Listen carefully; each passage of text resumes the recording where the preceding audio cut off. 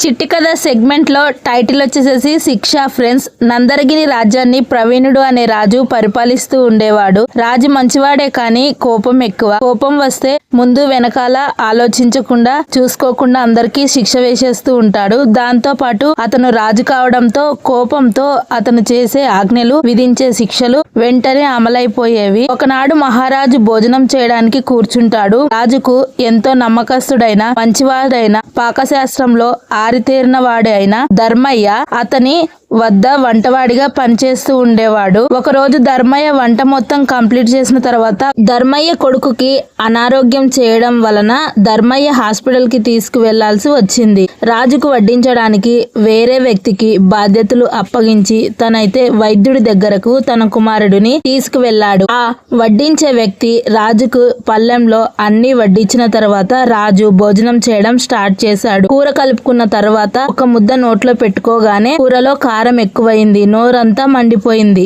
దాంతో ఆగ్రహించిన రాజు వంట చేసింది ఎవరు అని ప్రశ్నించాడు. ధర్మయ్య అని ఆ వ్యక్తి చెప్పాడు.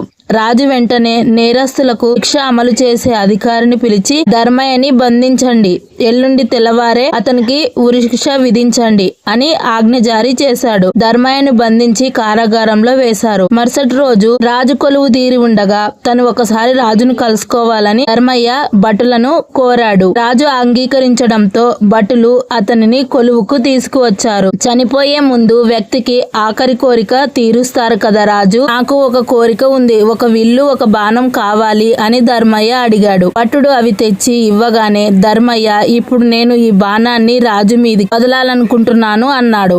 వెంటనే భటులు అతన్ని బంధించారు. అప్పుడు ధర్మయ్య, మహారాజా వంటలో కారం ఎక్కువైనందుకు నన్ను ఉరి తీసేయారనే కలంకం మీకు రాకూడదు, అందుకే బాణం ఎక్కువ పెట్టాడు అని చెప్పండి. ఎవరైనా అడిగితే ఇక నాకు ఉరిశిక్ష అమలు చేయండి అన్నాడు. అతని మంచితనానికి సంతోషించి రాజు అతనికి ఉరిశిక్ష అంగీకరించకుండా నియమించిన భటులకు ఉరిశిక్ష వేయకండి అని చెప్పాడు. ఈ మోరల్ స్టోరీ మీకు నచ్చినట్లయితే కనుక వెళ్లే ముందు లైక్ ఇచ్చి వెళ్ళండి ఫ్రెండ్స్. మార్నింగ్ చెప్పిన ఆడియో అయితే నాకు నచ్చలేదు. వీడియో అయితే సేమే, ఆడియో అయితే చేంజ్ చేశాను. వీడియో కంప్లీట్ గా చూసినందుకు thank you for the watching. Have a nice day. ఈ రోజు టిఫిన్ లో అయితే దోశ పల్లి చట్నీ ప్రిపేర్ చేశాను ఫ్రెండ్స్. కొత్తగా ఎవరైనా ఛానల్ చూస్తున్నట్లయితే ఛానల్ సబ్స్క్రైబ్ చేసుకోండి. ఇంకా నేనైతే పిల్లలు స్కూల్ కి వెళ్ళిపోయిన తర్వాత కాకరకాయ కర్రీ, కొబ్బరి కారము, దోశ పల్లి చట్నీతో అయితే టిఫిన్ కంప్లీట్ చేశాను ఫ్రెండ్స్. ఇవే ఫ్రెండ్స్ ఈ రోజు మా రొటీన్ విశేషాలు.